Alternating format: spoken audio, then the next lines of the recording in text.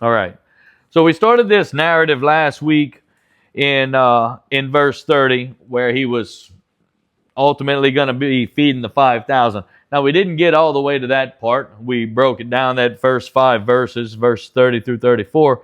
And now we're going to see the rest of that narrative. And again, it's a narrative. So this is not a recipe for how to multiply anything. It's nothing like that. It's not something that's going to show you how to do that. So if you looking to have a big Fifth Sunday singing meal, this isn't a recipe for that. If you're looking to multiply your Thanksgiving meal, it's not a recipe for that. That's not what's going on right here when Jesus feeds the 5,000. But again, we're going to see all those things. But it's a narrative. So it's Mark and the other gospel writers, whenever they wrote about it, it's them telling what Jesus did at this point in time. That's really all we have going on. So let's go ahead and take a look at it.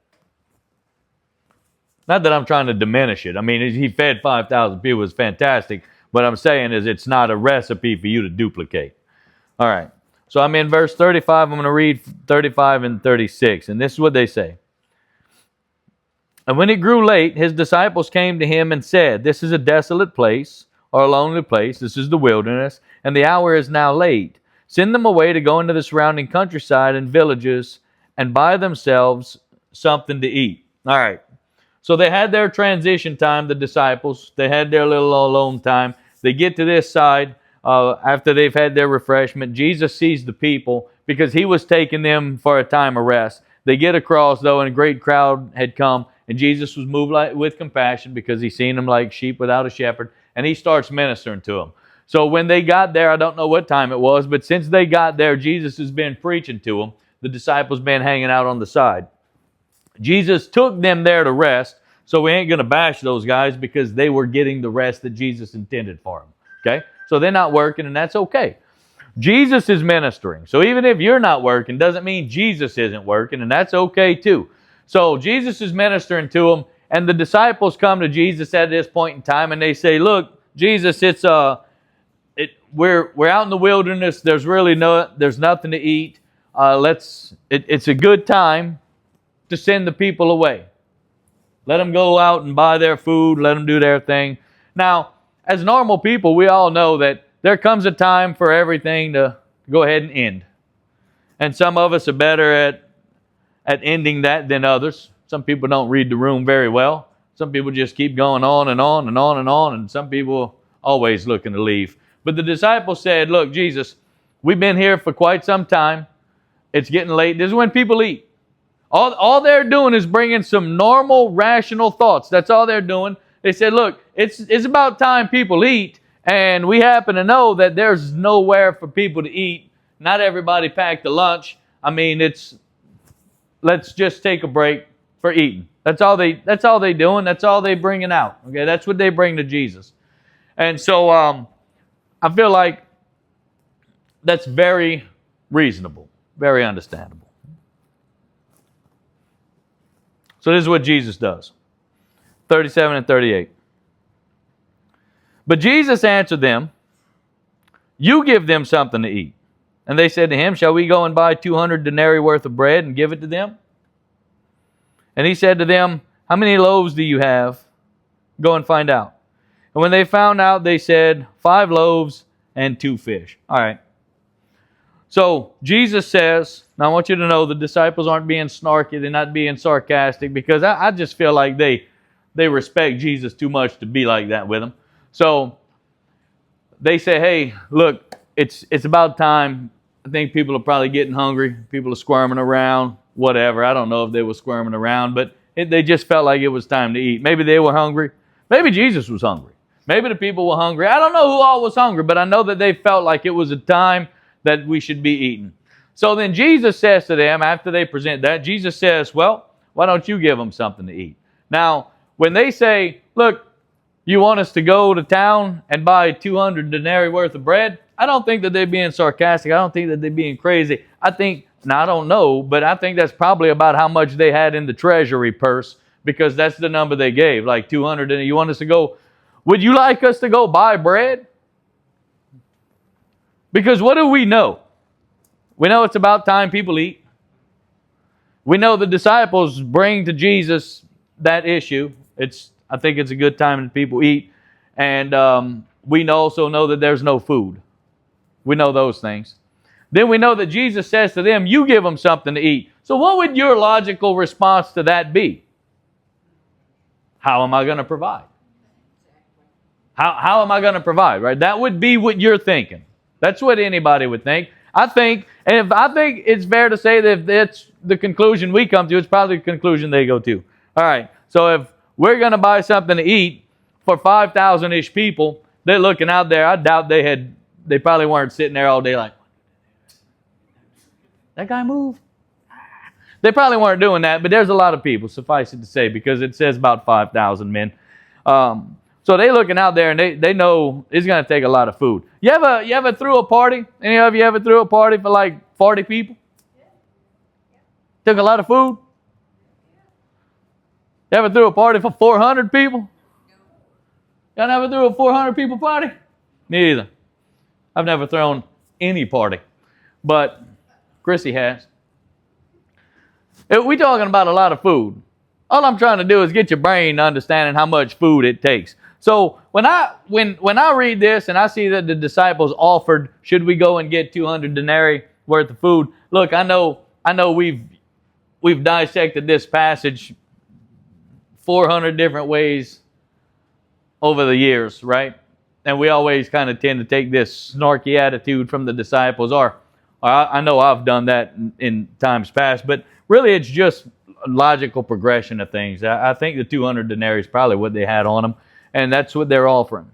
I mean, we could go buy 200 denarii worth of bread. We could bring that back. I don't know if 200 denarii worth of bread feeds 5,000 people or not. I don't know that. I don't have that kind of answer. I just feel like they're saying that's about what we could do. It's about what we could do. So there's no reason. How many times has Jesus multiplied fish and bread before? No. So the disciples, their conclusion jumping doesn't land on Jesus just multiplying fish and bread, right? No, of course not. None of it would. And again, this is just a narrative. Mark's just telling us what happened. He's just letting us know the events that transpired. That's what's going on. So they offer that, and Jesus says, look, I tell you what, why don't you go and see what you got? Go take inventory of what you got. So the disciples, they go, they check out what they got. I don't know, I think in another gospel it said Andrew and a boy had some bread and fish. I'm not sure exactly who has it. We're not in that gospel. I was in Mark, so I didn't go looking. But anyways, so they come back, they say, look, we got 5 loaves of bread and we got 2 fish. And so Jesus doesn't really say anything else after that about the 5 loaves and 2 fish. He says, all right, let's have the people sit down. So let me read again.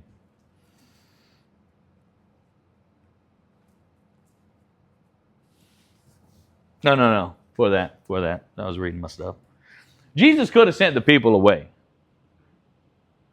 Wouldn't have been a problem, right? Wouldn't have been a problem? Wouldn't have been a problem. It wouldn't have been wrong. And making them stay is not right or wrong. Sending them away is not right or wrong. Right?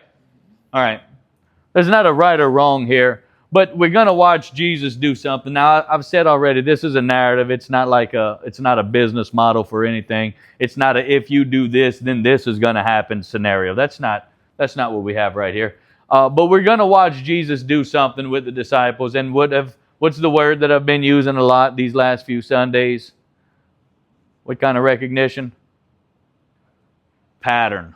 Yeah, pattern recognition. So we're just going to see a pattern in the way that Jesus does stuff, the way that he presents things, the way that he teaches his disciples, and the way that we can also be taught. So we're going to see that come out of this narrative. So, he could have sent them away. It wouldn't have been wrong. He could keep them there. It's not wrong. No matter what happens right now is not wrong. Because if you're one of these 5,000-ish people and you're hungry, what could you have done? Could have left. You could have just gone and get you something to eat. You could have left. Yeah. You could have. Would that have been wrong? No, man, there's no right and wrong because people are just out here listening to Jesus. That's it. That's all that's going on. Okay? All right. Cool. Now that we've agreed that there's no good guys and bad guys here, there's no right and there's no wrong, now we're just free to see the narrative unfold. All right. So, let me read this.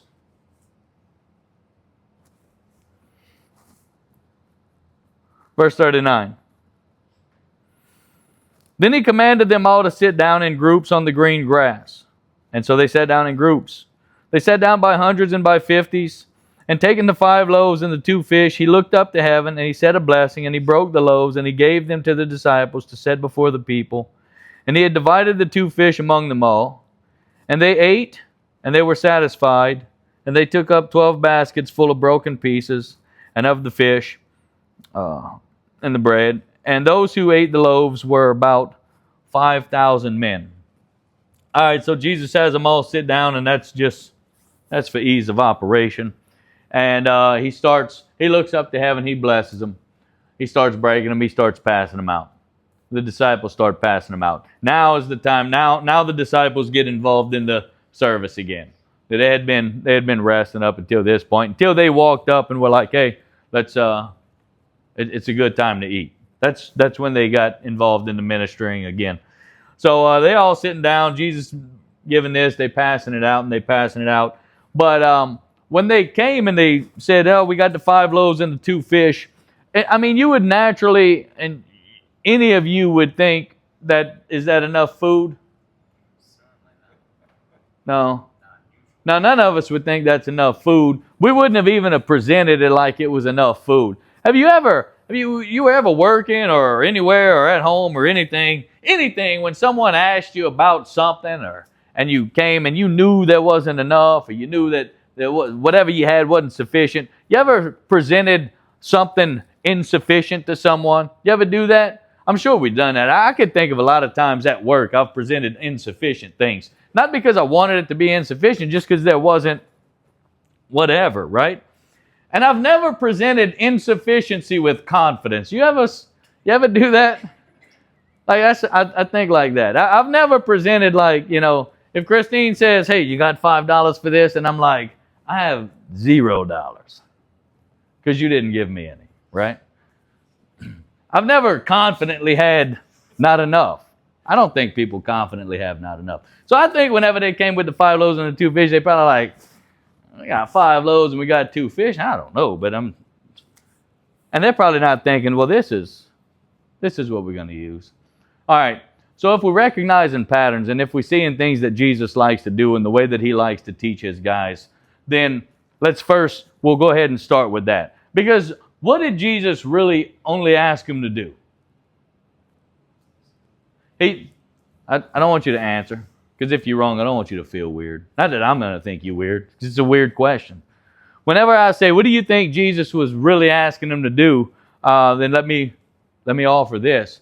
I think all he's asking him to do is to gain an honest assessment. An honest assessment. What do you have? Well, we got 5 loaves and we got 2 fish.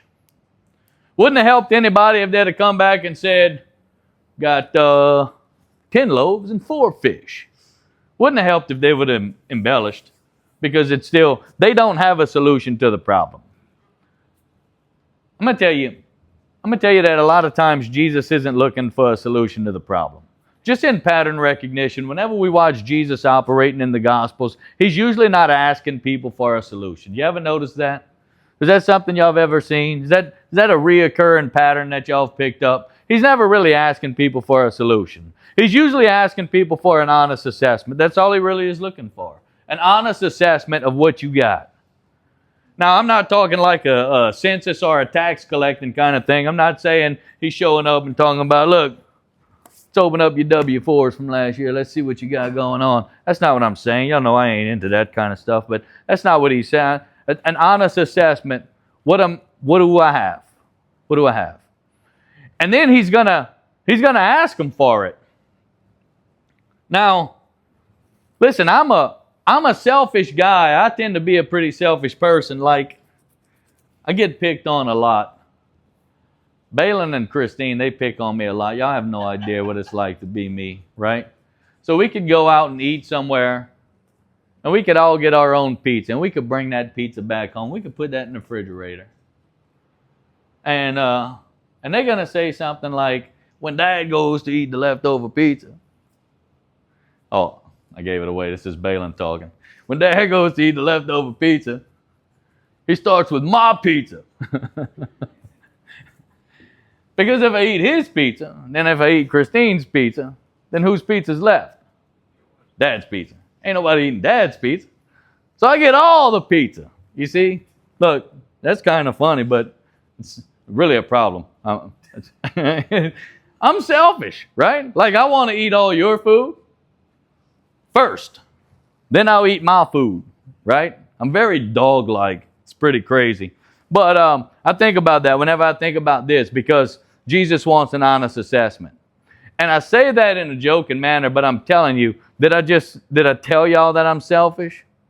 Yeah, because I am selfish. And it's something that I have to keep an eye out for, and it's something that I have to watch. Now, I'm blessed to live with two people who definitely don't mind telling me how wrong I am. And so I'm reminded a lot. And it's funny, especially if you live in our house, but really that's good accountability, because they don't mind. And that's the place. Inside my house, they could do that.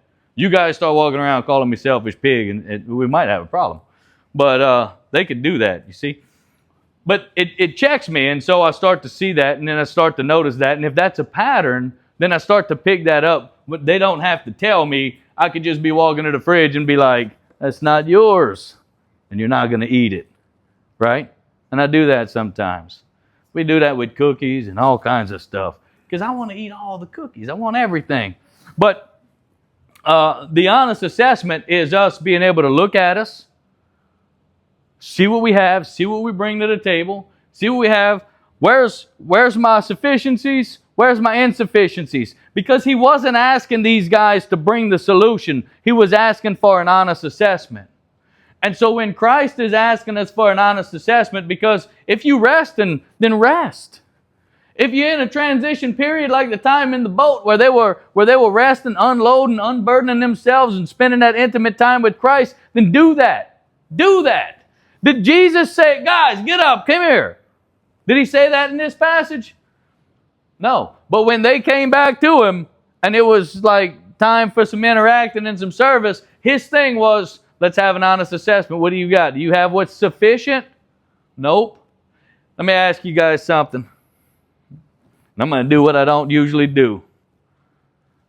But I'm going to ask you to raise your hand, if you have brought to Jesus all that was sufficient, then raise your hand. If you've come to Jesus with the sufficient solution, then raise your hands. You see, I'm pretty sure we could ask the world over that question, and only the craziest people would raise their hands. He was never asking for solution. He was looking for the honest assessment. Because when we give ourselves an honest assessment, we'll see our insufficiencies and then understand where His sufficiency kicks in. All right, so Jesus has all the people sitting down. He's got the disciples. They gave Him an honest assessment. We don't have enough fish, and we don't have enough bread. We don't have enough of that, but we have it. Then He asks for it. That's where I got on my whole selfish kick, right? Then He asks for it. So if I know that I'm a selfish person, then when it comes to sacrificing the things that I'm selfish about, is that harder for me to do? I would call it a sacrifice at that point in time. Because we don't sacrifice the things we're just readily giving away. We sacrifice the things that we want to hold. Because that's what it is. You sacrifice the things that are closest to you. You give other stuff. Anybody ever gave something? Huh? Yeah, y'all gave some. Me and Garen and Brennan. 3 of us gave stuff. The rest of you need to work on your giving stuff game. I'm just picking.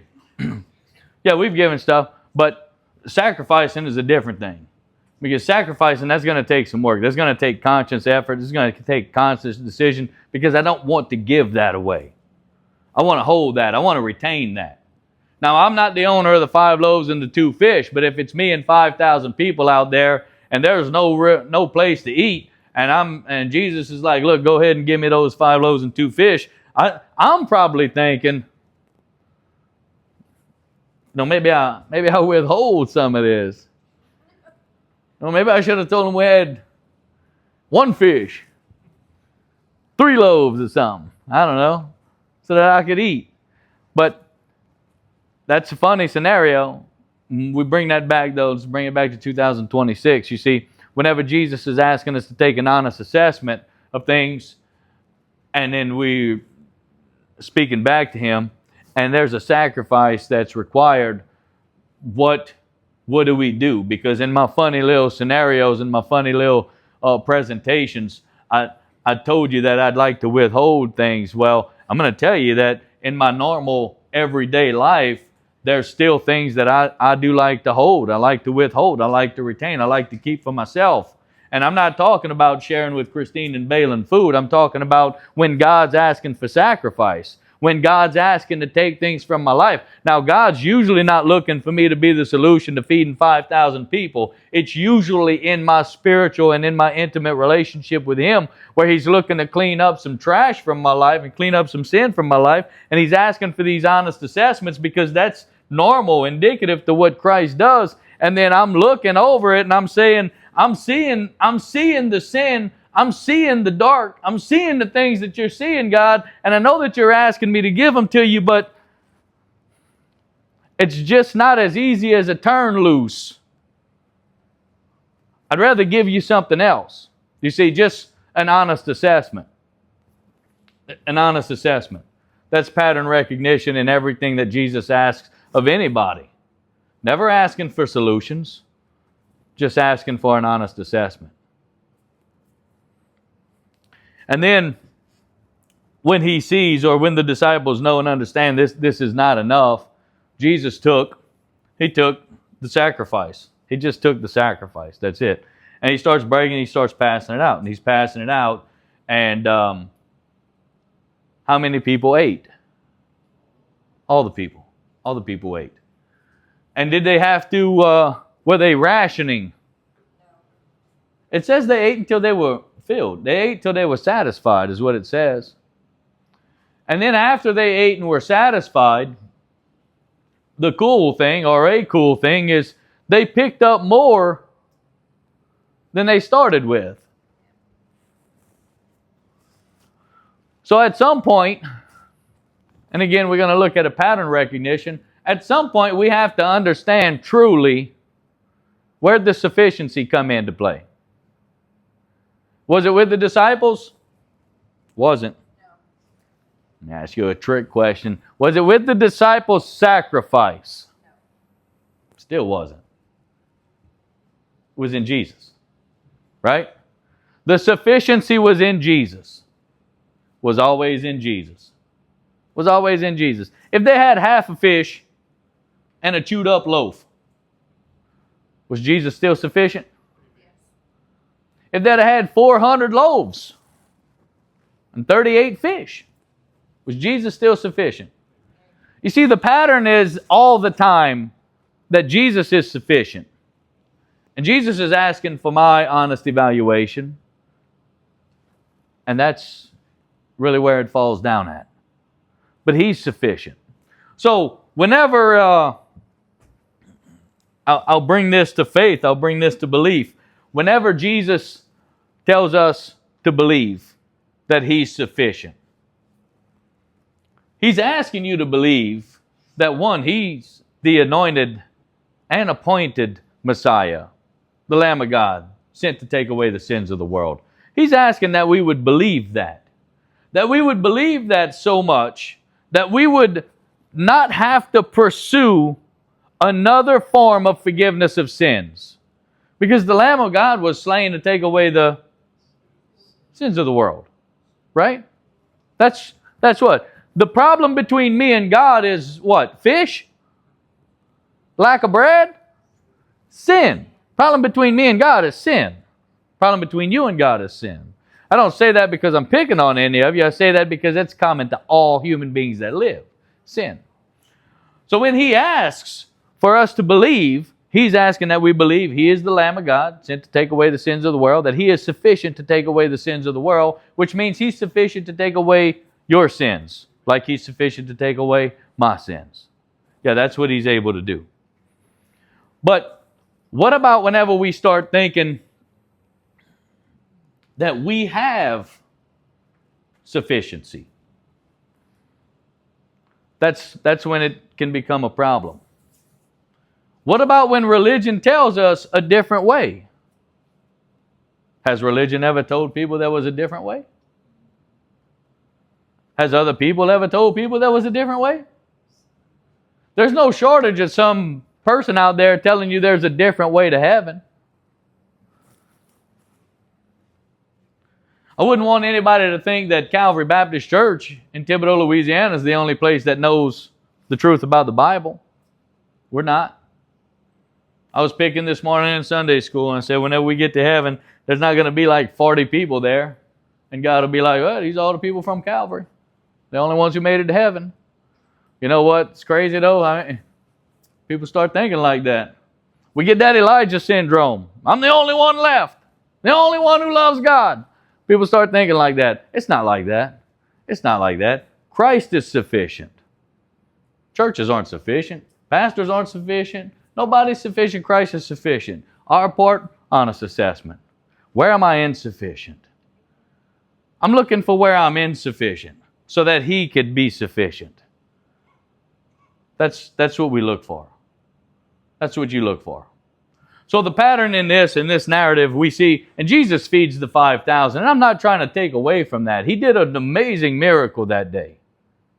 An amazing miracle that day. But in this narrative, what I was looking to get out of it today was the pattern recognition. What does Jesus do? What does Jesus do with His servants? And what do His servants do? Because that's what we do. We find our insufficiency and we're still able to say, here it is. Regardless of what it took for me to say, here it is, it's for me to say, here it is. Here's my insufficiency. You do what you want to do. He's sufficient.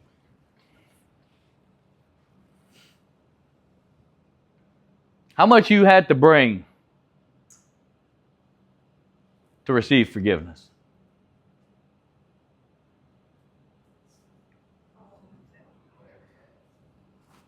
Your honest assessment. That's all we ever had to bring. Garen brought different than me. Brother Kerry brought different than me.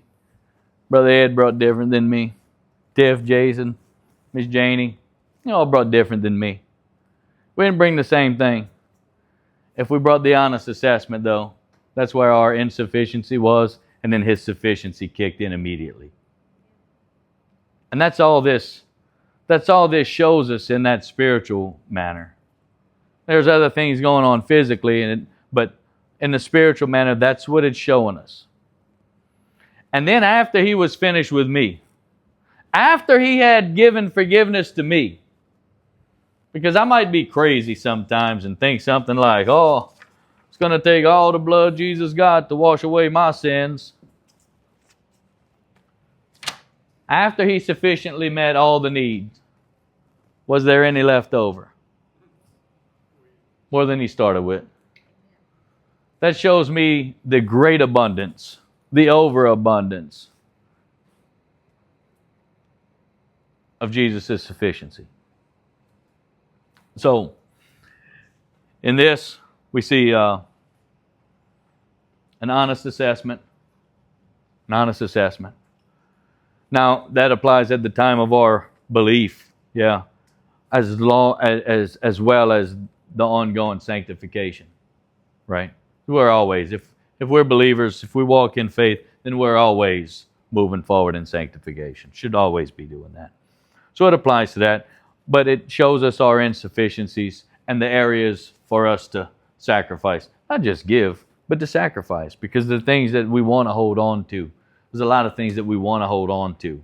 I know it sounds funny for a preacher to say it in church, but a lot of us have a lot of sin that we just like to hold on to. Looks different for all of us. Looks different for every single one of us, but none of us should be so silly as to think that's not a truth that applies to us. It's a truth that applies to us. And so I'm not telling you right here today that if you don't turn from every single one of them right now, you're doomed to hell. That's not what we see. But we have a sanctification process. I'm not asking you to turn from every one of them, I'm just once again asking you, honest evaluation. Just an honest evaluation. Let today resolve with an honest evaluation and a conversation. Not with me, with Jesus. Honest evaluation and a conversation. Let's pray this morning.